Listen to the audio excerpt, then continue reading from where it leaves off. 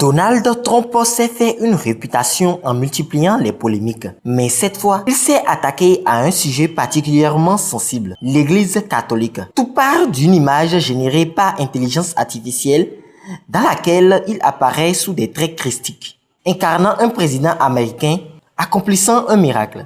Une représentation jugée blasphématoire par de nombreux chrétiens à travers le monde. L'image a rapidement été supprimée, mais pour une partie des catholiques américains, le mal était déjà fait. Je trouve que notre pape fait exactement ce qu'il doit faire.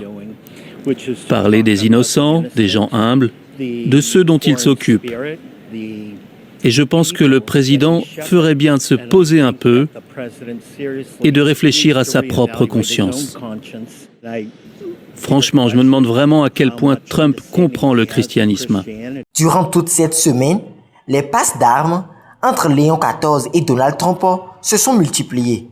Pris dans cette tension, J.D. Vance, vice-président américain, pourtant fervent catholique, s'est retrouvé face à un choix délicat, contraint de prendre position. De la même façon qu'il est important pour le vice-président des États-Unis de faire attention quand je parle de sujets de politique publique, je pense qu'il est très important pour le pape de faire attention quand il parle de sujets de théologie.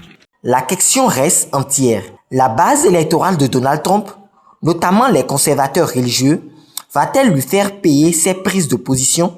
Réponse en novembre prochain dans les urnes lors des élections de mi-mandat aux États-Unis.